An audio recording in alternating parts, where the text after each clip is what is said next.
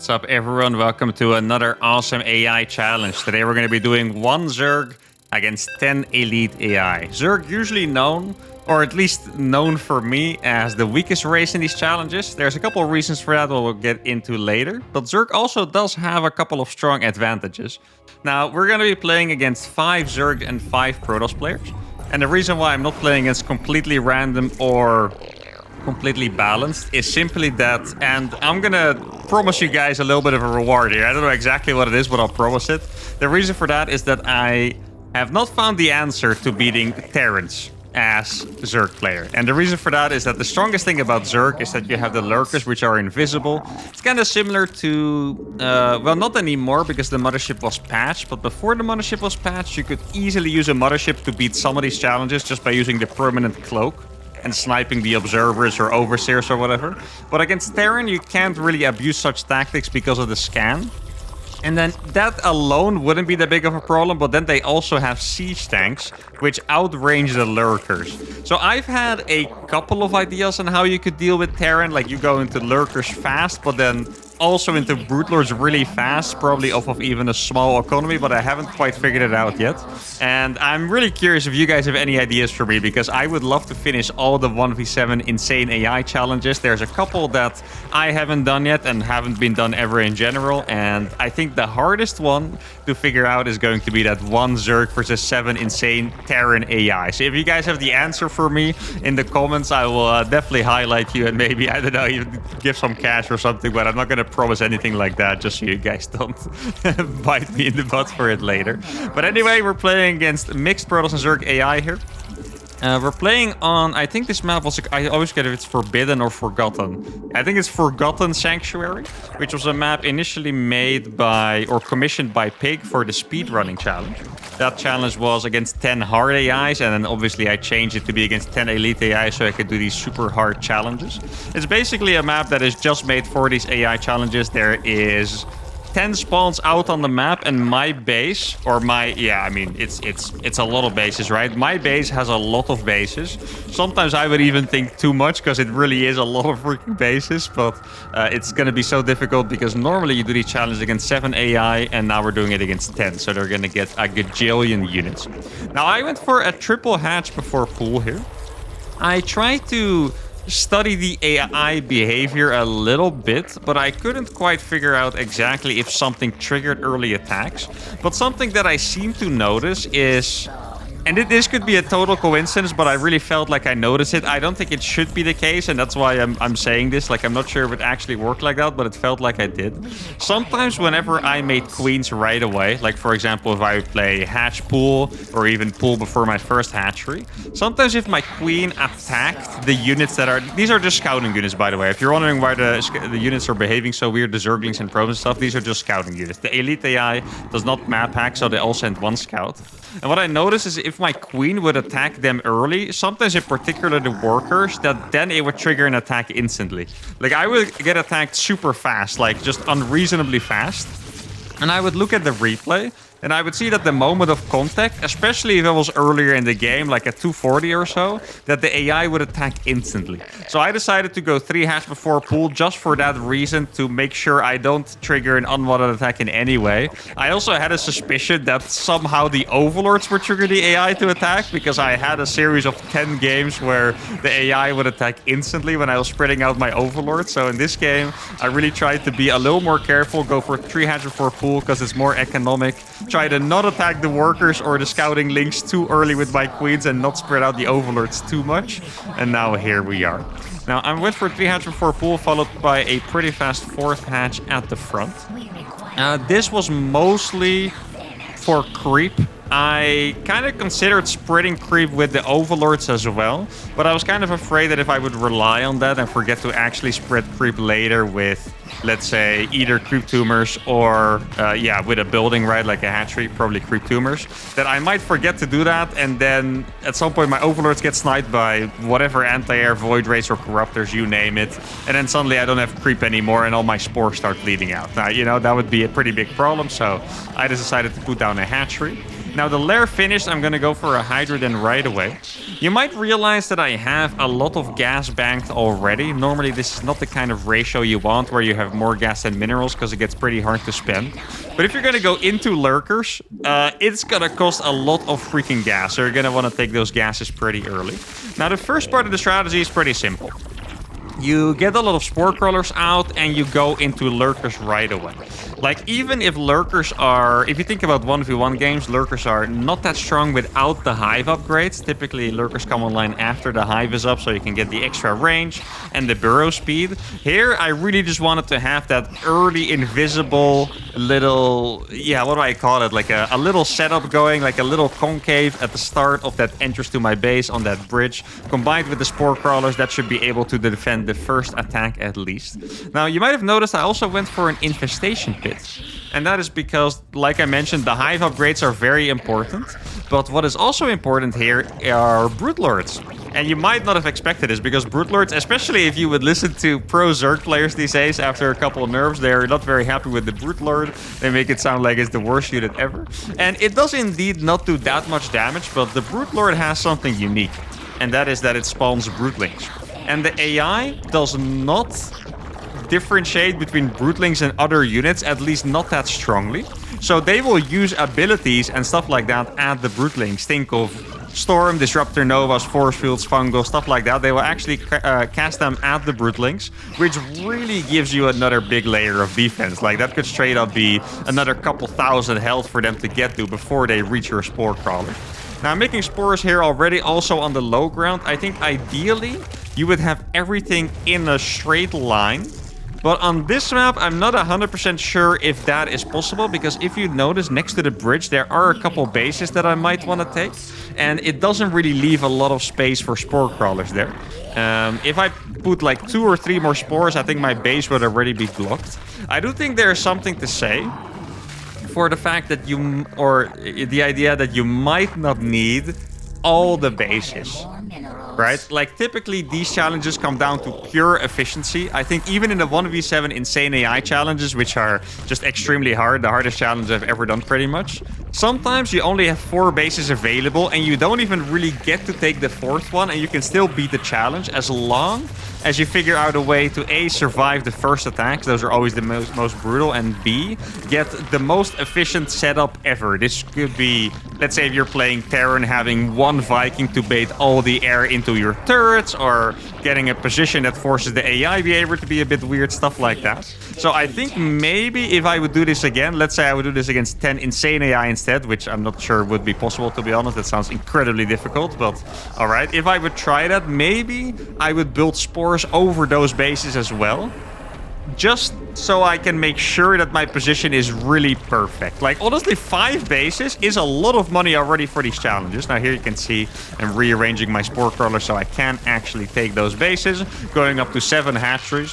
I have to say, even though Zerg is not the strongest race in these challenges usually, like I mentioned in the intro, the fact that I can make so many drones feels absolutely amazing. Like, normally I remember when I was playing these challenges with Terran, for example, is I would always be measuring my worker count. Like, right now I have 60, I need this amount of army supply. I'm not quite sure if I should make much more. But with Zerg, it feels pretty simple to just send out 15 drones, make 4 hatcheries and 11 spore crawlers, and just rebuild them instantly, right? And it feels pretty fantastic.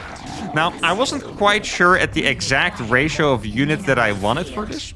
I think having about 10 queens is very nice. Transfuse, by the way, really not to be underestimated. Transfuse is absolutely important and absolutely just fantastically strong. If you play 1v1, you're already going to be pretty happy with Transfuse for the most part. It's going to save your units a lot. You're going to have these early game units to the queens that are only costing minerals, and you can use them later in the game to heal your Ultralists, save your Broodlords, maybe even save your Vipers, all awesome stuff like that. But here, they're gathering energy like crazy, and I think I might... I don't know. If this is a very long game, I could even save like 20 lurkers with Transfuse or something, which would be absolutely awesome. Now, for the first wave, I did not quite have a wall up yet. I thought we were going to be fine because of the spores. I should be able to kill at least the first wave of detection. As you can see here, there is not even really that much detection so far. I think I saw 1 observer that was killed, or maybe 2. Now, the units on the left side are taking a decent amount of damage, but that is where the transfuses come into play. If you might have noted, these transfuses already saved a couple spore, and I think maybe 1 or 2 lurkers on the left side. And in these challenges, you typically want to trade about at least 1 to 10, I would say, in terms of resource ratio. So losing 1 spore for me is worth about killing, you know, 10 zealots or whatever it is, or maybe even more in terms of resources based on how efficient I want to be. Now, I'm surprised that spore on the left side is still alive, but it does stay alive, and the first hold was extremely successful. Now, I'm already making my Greater Spire. That is definitely something that I want to have up for the next wave. Now, one distinction to make between the Insane AI and the Elite AI that is quite important here is that the Insane AI has map hacks, and they tend to counter your units blindly, where the Elite AI actually has to scout first. So the second wave is most likely going to look drastically different from this one. Oh, here I was a little afraid seeing the mutas, by the way. I've completely forgot those existed. Like, I know I'm making spores around my base, but not all my mineral lines are covered. Now, AIs do tend to attack at the front, so you're probably going to be safe, but I still wanted to make spores everywhere to make sure that I was going to be safe. Now, remember what I told you guys about the gas that I was banking? You can look at my gas bank now, realize I'm not even maxed, and the bank is entirely gone. Now, here I'm starting to get a little bit afraid, because I noticed the front was already starting to get a little low on HP. And this is when I started considering actually making a wall off. Kind of like what I would usually do with Terran, where I would wall off with E-base. Now I thought it could be a good idea to start walling off with evolution chambers.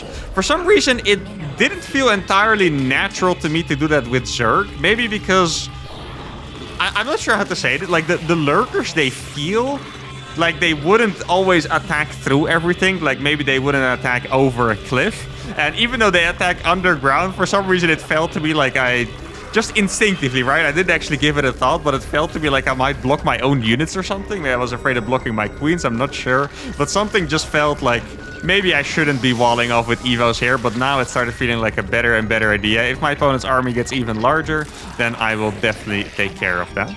Now, like I mentioned before, I'm not quite sure exactly how many units I want of each type. Now I think about it, I think you don't want to go too ham on the Brood Lords because of the slightly lower damage. I think maybe 8 Brood Lords. This game I kind of tried to go for 10 or maybe even a little bit more. I mean, I pretty much just made what my supply allowed me to, right? But I feel like going for 8 Brood Lords and 8 queens would probably be the best. Like, the queens are very valuable, but if you look at the amount of resources that I have now, I definitely could have made more expensive units instead of the queens. So I'm not quite sure if it's necessary to make this many. I think at the peak I end up having like 12 queens or so.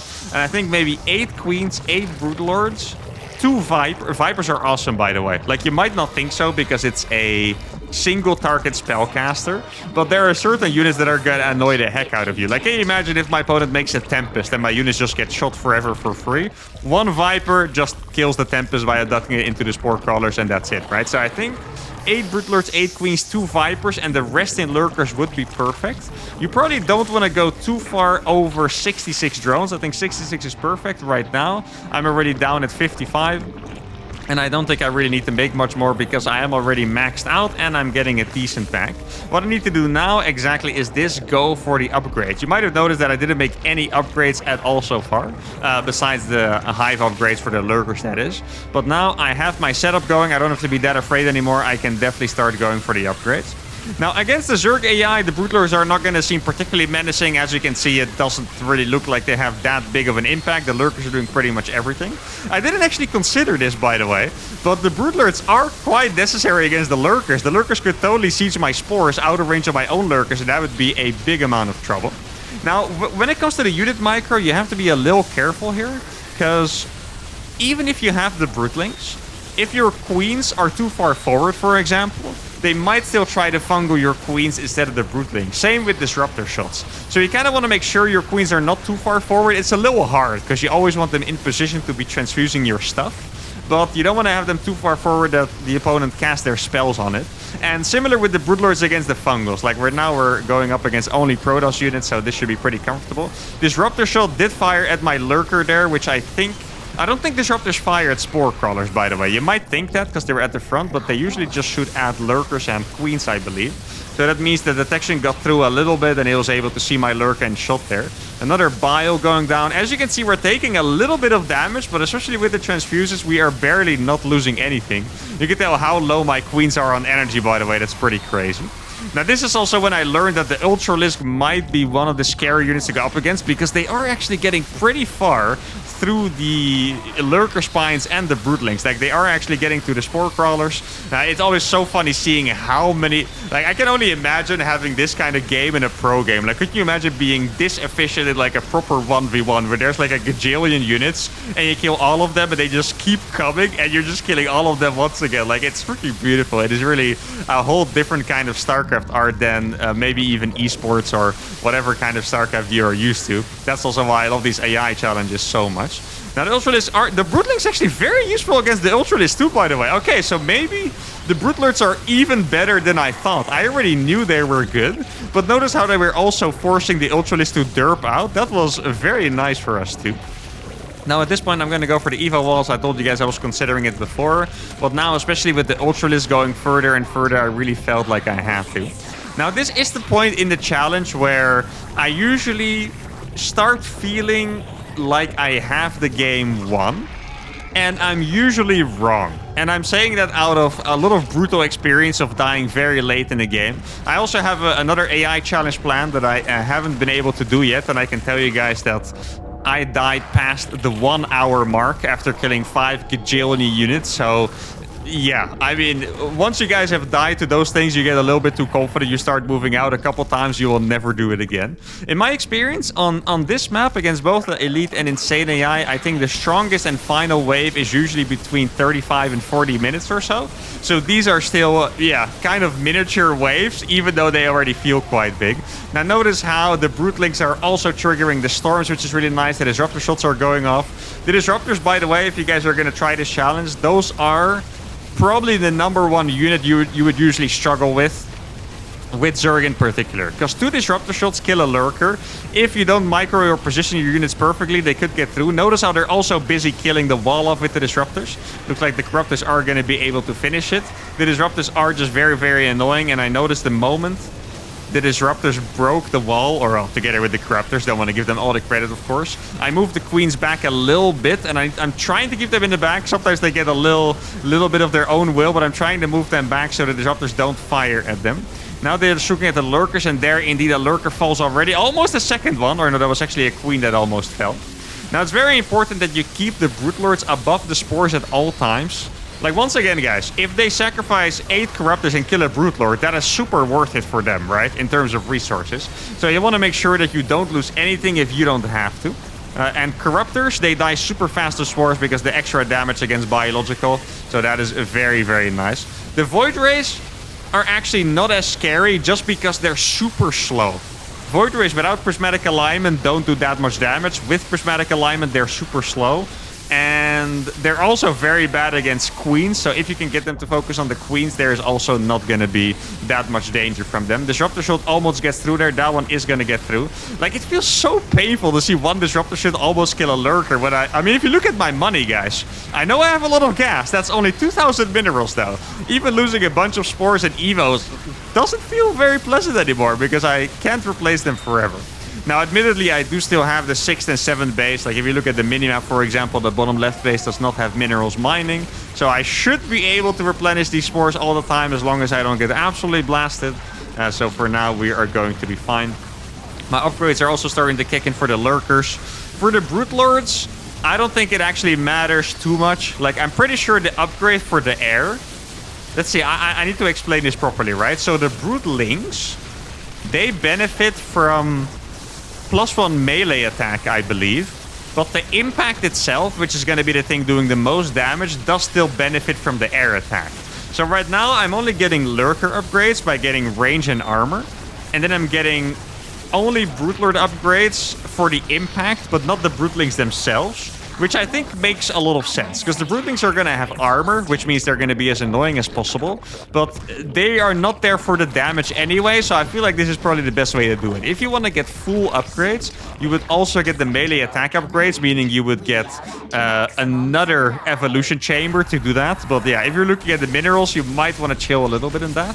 In fact, I think you could even consider not getting the armor because the lurkers theoretically shouldn't get broken. It's not like disruptors all of a sudden are going to one-shot them because their spell damage doesn't even get impacted by the upgrades at all. So you could probably consider not even getting armor. If you're playing, let's say you would ever try to challenge against the insane AI or maybe on a more difficult maps, then that is definitely something you could consider, not getting armor for the lurkers. And then just, yeah, make sure you never get broken. Probably easier said than done, but, you know, that's what it is. And I think armor for Brute Lords is probably... I'm going to say this very carefully. It is probably not as important either. If you notice how much HP my Brute Lords have, these have been transfused. But I think I've only had one Brute Lord being low HP so far, and maybe I moved it out a little bit too far from the Spore Crawlers. And I also didn't make my Vipers very early. Realistically, that is a mistake by me. If you're here in this position, this point of the game, you want to have your Vipers already so you can prevent your stuff from dying, or you can counter the units that are really hard to deal with. Another tip that I can give is that a Viper Abduct actually cancels a Disruptor shot. Did you guys know that? I don't think you actually have to kill the Disruptor first. That the Viper Abduct itself cancels the Disruptor shot. So if you see a shot that is about to hit your lurkers from downtown, you can abduct that Disruptor reactively and cancel the shot, saving your lurkers potentially. Potentially even 4 or 5 lurkers, depending on the amount of splash damage. Now you can tell there, it's very important that you have the queens and that you have them hotkeyed properly too. Because if I didn't, that Broodlord would have died, maybe even 2 Broodlers, and that is very painful.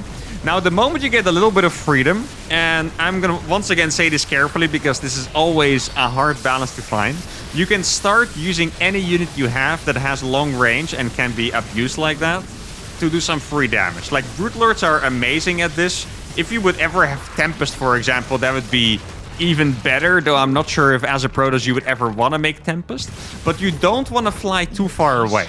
One big mistake that you can make is flying too far away from your base. Then you don't have the Broodlords to defend. Suddenly the Ultilis get through. Maybe there will be some devastating spells like a Blinding Cloud from the Viper. And then all of a sudden you're in trouble because you didn't have the Broodlings to block, right? So you want to try find damage, but stay around your base a little bit. Try to poke from a distance like this. If you see units that are close, you can shoot at them.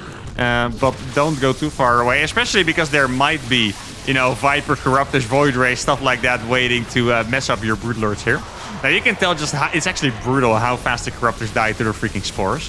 And this, by the way, is an absolutely fantastic side effect of baiting your opponent in. Like, this is really, really good. Notice how I attacked the green a little bit. Well, I think there's multiple greens here, but I attacked green a little bit with my Broodlords, forcing a small part of the army to come forward.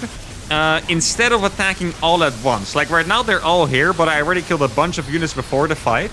If you're lucky, or it probably doesn't have too much to do with luck, if you find the perfect timing, you could even bait a 100 supply army to just die for free. Now here you can tell my Broodlords are getting absolutely annihilated by one parasitic bomb. That does so much damage. And only now I'm watching it, I realized it was the Overseer that was parasitic bomb. So that was a bit of a mistake by me. I thought it was on one of the Broodlords, so it would be too slow to fly away and I'll just transfuse. But only now I noticed that it was actually the Overseer, so I definitely could have flown the Overseer away. Now, so far my Broodlords are holding strong. Do notice that my opponent has 2 Broodlords now, which are really annoying. And the only reason those were annoying is because I didn't make the Vipers yet. And I was so full on supply that I wasn't quite sure if I should sacrifice one of my units or stay efficient. It's... You know, if this was a 1v1 player, or just any human player, right? Doesn't matter, they play team games, whatever.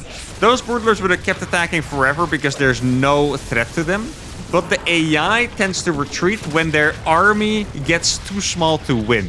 So this is one thing that you can use in many different ways. Oh, there's Swarm Host. I didn't even think about the threat of potential Swarm Host. That could be quite painful. Probably not with all the Spore Crawlers, to be fair, but maybe a little earlier in the game it could. But you can always use that to your advantage. Like, for example, there are situations where if you build too close to the AI, they will pull their workers to attack you.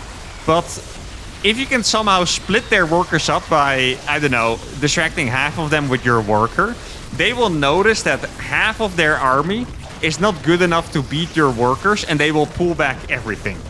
I'm not quite sure if that makes sense, but I think you guys get the idea anyway. You can definitely manipulate the AI in retreating a little earlier. Now, here, I'm not really doing any manipulating, I'm just killing their whole army. But something that you can do, for example, if Broodlords are attacking you and it's just the Broodlords, you can move your own Broodlords forward, bait their army in, and when their full army dies, the AI will think, oh, we can't win this battle, and they will also retreat with the Brute Lords. That is something you could do, for example. Now, that is a very painful storm. Luckily for me, though, Disruptors kind of took care of his own army a little bit there, I feel like. Now, at this point, I do decide to make a couple Vipers because I really need them. For now, I was using the Corruptors to deal with the Brute Lords, which is also not that bad, admittedly. Corruptors are actually in some ways even better, because with Corruptors, you can do what I mentioned before, but against air, is you can bait their units in. Like, for example, if you see 10 Void Rays, you could fly your Corruptors a little bit too close, but not close enough to die. Fly back, bait 10 Void Rays into your spores, and all of a sudden you're really good. Now, this I was really happy to see. I now see that my opponents are sending a lot of workers to my base. On first sight, the first time I ever saw this, I kind of thought this was like a bug with the AI, but it actually makes a lot of sense. And it's just when they run out of money, their workers start looking for the next spot to mine from. So if they get vision of my mineral lines, they will start sending all of their workers there. In fact, I didn't really think about this now because I'm still afraid of their army. Like, even if you see this doesn't mean they have nothing. These guys still have a combined like 1600 supply or something crazy, right? So this does not mean that now I get to move out. But something I maybe should have done is actually killed my own evolution chamber here. It's probably not entirely necessary, but if I killed my own evolution chambers, those workers wouldn't derp as much and all walk straight into my lurkers and die right away. So instead of getting this eternally awkward battle where their workers are blocking their own units, stopping me from killing them, they would all just walk in one by one and die, or all at once and die, and then I can deal with the army. Now, honestly, this is probably even more efficient. It's just going to take a little bit longer, but that's fine. Now, notice how many freaking Disruptors they still have. It's always a scary sight, guys. Like, trust me. I'm going to keep hammering this down, because if you're playing these challenges, you never, ever want to get too cocky or arrogant, because you move out, you get surrounded by 20 Disruptors, because trust me, there's going to be at least 20 Disruptors on this map, probably at least 30 Void Rays and, I don't know, 50 Ultralisks, whatever, like something absolutely insane. If I move out, and I'm not chilling on my bridge, behind my evolution chambers, I will get absolutely annihilated. Not just by the units, but also by the spells, like a parasitic bomb on my Brute Lords, blinding cloud on my lurkers, and that's going to be extremely painful. So you want to keep playing the long game, at least until you've had the biggest attack so far, which is, you know, like I mentioned, usually going to be at around 35 minutes or so. Now I finally got my Vipers. These Vipers are mostly going to be to abduct the Brute Lords. Actually, I know they patched that at some point. I'm not quite sure if they patch it so you can or you can't abduct the Brute Lords. I'm pretty sure that you can abduct Brute Lords now, because it was kind of oppressive to display Brute Lord against Brute Lord at some point. I would actually be kind of surprised if you can't, but I know that they patched it a little bit. I'm not the biggest Zerg expert ever, so I could be totally wrong on that. Now, this is where the Vipers are super good. Those Void Rays are going to be annoying. Might have killed the Brute Lord with the Prismatic Alignment, but instead you just abduct it, and that's going to be very, very efficient. Now, there's one thing I didn't realize that I was doing, and I'm going to realize it later, and I can give you guys this as a tip for if you're struggling with the AI challenge and you need just like one little thing to get it into your favor. And that's apparently on this map, which is the case on almost every single map, by the way. Just so you guys know, it's not a feature of this map. In fact, this map is even less likely for that, so I thought it wasn't happening, but it is. Is that I built the Spore Crawler so close to their base on the edges of the map that some of their units are kind of glued to the edge of their base trying to attack the Spore Crawler. So at some point I could use the Brute Lord to take care of that as well. Because I was looking at this army and I was like, there's no way that this is everything, but shouldn't they get aggroed by losing all those workers? Doesn't really seem like it. But then I realized that they have a really, really big army, or probably two really big armies just hugging a wall waiting to attack my Spore Crawler. Sadly, that effect is not permanent. At some point, they get tired of you and they attack anyway. But for now, there is a good amount of army missing, which is going to result in me killing a lot of those Disruptors for free, which is nice. I definitely should have made another Spore here, by the way, because I'm pretty sure that's the second time I actually lost that in the exact same way. Because one Void Ray beats a Spore Crawler. And there's the army that I was talking about. So, yeah, you guys might have thought that these were the fire units already. No, definitely not. There's definitely at least still, I want to say, 1600 supply on their side. I don't think there's going to be 2000 supply, which would be 10 fully maxed players, right? And I mostly say that because they're losing all those workers. I have to imagine they are busy spending their final amount of money getting that amazing army out. And they probably didn't have money to rebuild the supply lost by all these workers. Now, this was slightly more difficult than I expected because Storm is actually pretty awesome against Broodlords. Now, this fight would take incredibly long because Broodlords kill stuff slow. Probably the smartest thing you can do is just to target one unit at a time and use the impact instead of the Broodlings to kill stuff. I mean, my Broodlings themselves are not really going to kill a lot of stuff here. Unless... Wait, I don't think that's kind of surprising. They haven't done it yet. I've seen the force field. I haven't seen them shoot disruptors here. Maybe the AI actually realizes that the threat to themselves is bigger than to the Broodlings. Could that be the case? I mean, I was thinking about it just now. Like, if they shoot disruptors at themselves here, which they quote-unquote should because of the Broodlings, they would kill their own army way faster than I could kill it. But I guess the AI does realize that the threat to themselves is bigger than the potential threat of me, of the Broodlings, you know, scratching their units or whatever. They probably realize it doesn't do that much damage. You guys might notice the Broodlord damage if you look at the unit there. It really doesn't remove much health at all. It is just the impact that keeps doing like 30 damage every time or so with the +3 attack. That, yeah, okay. I was going to say that I hopefully do have. Sometimes I mess up a little bit, but I hopefully do have. Now, this was interesting to me. That the ally actually came to help in this location. I didn't really notice this before. I felt like usually they would attack at the front. Now, here's another massive Zerg. Did I see a lot of Broodlords there? I think I might have seen. Not sure. I think I did see a lot of Broodlords there. And it's kind of... Wait. No way. Is it actually the Broodlings that caused them to help their ally? Wait, that would be crazy. Like, I have done this move before with battle cruisers, right? And they would always attack me in the front instead.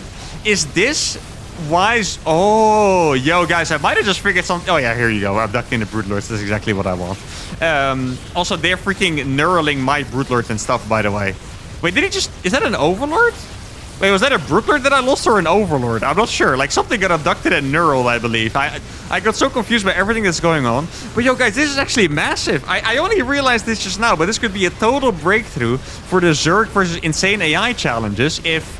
The Broodlings, look at that knurled queen, by the way. The knurls are actually doing more damage than anything else here.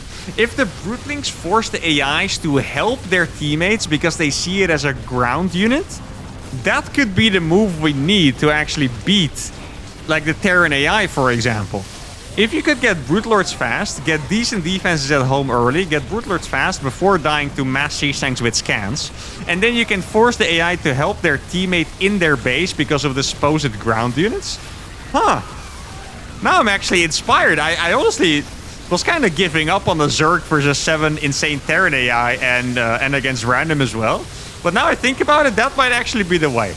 Now, this was really sad, by the way, like seeing them abduct one Broodlord, which is really not that tanky, just to not be able to kill it anyway, because I've killed literally all of their anti-air. That was a little bit of a painful moment for them. Now, at this point, it is 33 minutes in the game. I know they didn't do the final wave, but I'm kind of starting to wonder if that was quote-unquote the final wave. Like, I have killed an absolutely massive army on their base. I think I killed army from 3 or 4 different players. So this is when I'm finally starting to wonder if it is time for me to move out. I know there's still going to be a couple armies on the map, like I know my AI challenges. But here, I wasn't quite sure how many. It's possible that there's only 1 or 2 armies left. So for that reason, I'm spreading the Overlords just to see if I can find any army. Also gonna kill this evolution chamber already. And I'm gonna send my spores out. I really don't want to leave without my spore crawlers because, you know, I don't... If you think about it, my anti-air is 4 Vipers and how many queens is that? 12 queens and 2 corruptors. Not bad, actually. Like, it sounds crazy, but actually not bad. But if there's a really big air army, in particular a couple of units, like... Well, I guess even carrier should be okay, right? It kind of depends on what units there are. Now, here I decided to go for a bit of a crazy move. Not gonna lie, I thought all those disruptors were on cooldown pretty much, and they weren't all on cooldown, so we're gonna take a little bit of damage, but in the end, we do kill the disruptors, and I don't think we really lost anything. Maybe we did lose 1 or 2 lurkers at the start there, but in the end, it's gonna be okay. And that was one of the final armies there is, so now I should have this part of the map under control. Notice how I'm sending my Broodlords to on the left side. There's a couple prisms here. The war prisms, by the way, I've learned this throughout my AI challenges. The war prisms are a good sign that that player is out of units. Because it kind of, I'm not sure exactly what the behavior is, but the way that's a Viper, by the way. I need to be careful for that. And I saw a shadow of a Viper. It's probably one of the scariest things you can see, because that's a parasitic bomb or an abduct. But the warp prisms, if you see them, it kind of feels like they're sending their quote-unquote army to you, and only the warp prisms show up, right? That's how I see it. So I feel like that means that light pink has absolutely 0 units. I'm not quite sure what color that Viper was from. I think it might have been dark green or something like that. So dark green probably still has something around. You have to be a little wary, because the AI behavior, once again, I have a good idea of it, but sometimes I also don't entirely understand it. But I feel like if the AI... I think the AI thinks collectively, right? So if they have a big army collectively, they'll feel more confident in sending in their individual smaller army. But when their collective big army is gone, then they start judging the armies by their individual size. So there could be an army here that is theoretically not big enough to kill mine, but it could do a serious amount of damage and they're not showing it. Like there could be, for example... let's say 5 Ultralisk and 5 Brutalins and 5 Corruptors on the top right side from the green Zerg. So you don't want to run in too wildly, but at this point I am 100% sure that the armies are going to be relatively small. And one thing that's really nice about the Lurkers, by the way, is that they are extremely fast at killing buildings. Normally I have to do this kind of stuff with really slow-moving siege tanks and Liberators that don't attack buildings, but Lurkers can actually take a building or a whole side of buildings, a whole base out very, very fast, which is very pleasant. Because that way, even if I do have to be afraid of a potential other army, I can still take down the buildings in time and still get back in time. In 1v1, I absolutely hate this, by the way, because I hate going up against Lurkers because I think they're amazingly strong. But now I'm the one using the Lurkers against a million AIs. I'm all of a sudden pretty happy with it, so that's all I can say. Now, the Queens, it's a little bit hard to get them across. I didn't spread creep far enough. I mean, obviously, I couldn't throughout most of this game. But I'm still trying to keep my Queens moving a little bit. They're pretty much my only mobile anti-air besides Parasitic Bomb and 3 Corruptors. Now I think about it, it's probably better for me to keep them together with the Brute Lords and not necessarily with the Lurkers, but I guess the Lurkers are the ones taking the most damage. The reason why I said that is because Lurkers move so fast that even if, let's say, I get ambushed by a couple Void Rays and I don't have anti-air, I can also just unburrow and walk away, and maybe I'll lose 1 Lurker. But if you look at my bank, by the way, it really doesn't seem like that big of a deal. Also, it looks like my hatchery is dying on the mid. Yeah, there's a freaking Zergling nibbling on my hatchery there. I hope I don't lose that. That's going to cost me some victory points. Actually, in StarCraft, I don't think it would, but... Hey, it would actually matter for... you know, I always show the efficiency at the end of my AI challenges. It would actually matter for that. If I lose that, I think that would be a 300 resources loss, so that would be a slight downgrade in efficiency. So actually, it does matter if I lose that, because I really do like the stats. Now, I did make a little mistake here with the Brute Lords by not cleaning out that base on the bottom side. Usually, if an AI player looks dead, but they're not leaving the game or surrendering, that means that they either do have some units or they have a lot of static defense. Like you see now, the teal Zerg, or is that teal, or is it more like a... It kind of looks like a grayish blue, or is that because he surrendered? I'm not sure. He surrendered. There you can just leave his buildings alone. If they haven't surrendered yet, you want to make sure to at least kill their statics.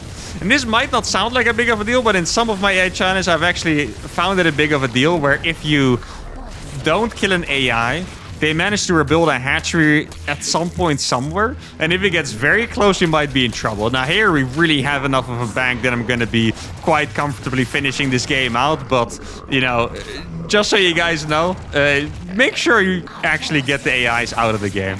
I remember when there was a speedrun challenge at some point, there was also a strat to not accept the GG, because if you accept the GG, they give the money to the opponent, or sorry, to their teammates, right, to your other opponents. And even if you don't accept the GG, as long as you don't click it, the offer stays valid. If you would click no on the surrender offer, then they just never surrender. And you have to kill every single building on the map. But you can leave the little notification open and just click them all at once in the end. It is, in my opinion, a little bit annoying, because then you see like a million notifications on the right side, and it's going to be so many notifications. You can't even tell anymore if it's all 10 of them. Now here we also got this, that's a really beautiful green, by the way. We also got dark green out of the game. And at this point, I think there's about 5 players left. It's going to be this Zerg. Now, since we're attacking the Protoss base on the left side, we can officially say that there is no army left. If there was an army left, it would have attacked the Brute Lords from this Protoss base, because that was the last one that we saw that had that, you know, didn't GG, but didn't have any visible units. So I thought they might have an army left, but now I can confirm for sure that there's nothing going to be left. There's going to be a couple spore crawlers, couple spines, couple cannons, stuff like that. But yeah, if I didn't have a bank, I would have to be... I mean, with this amount of lurkers, we'd be fine. But sometimes in the AI challenges, you get down to such a small unit count that you actually have to be careful. Like, I know it sounds sad, but it's actually true. I've had these challenges where I end up having 5 low HP tanks and 5 liberators. And those would probably die to like a couple zealots that get on top of them if the liberators are in siege, if you're not careful, right? So you have to be really careful. Here I was surprised that there were AIs that were still alive. And then I realized that I let the AIs in the bottom part live because I didn't kill their natural. They probably have a couple cannons there or something. So we're going to have to make sure to... Oh, actually, these are still also in the game, of course. Now, I do want to ask you guys, since this obviously is a dub now, I wonder which AI challenge you guys would like to see next. Because I want to work on getting my entire 1v7... Like, I want to get like all the gym badges, you know? I want to do all the 1v7 insane AIs that I haven't done yet. There's a couple that no one has done yet. I think there's 3 of them, actually.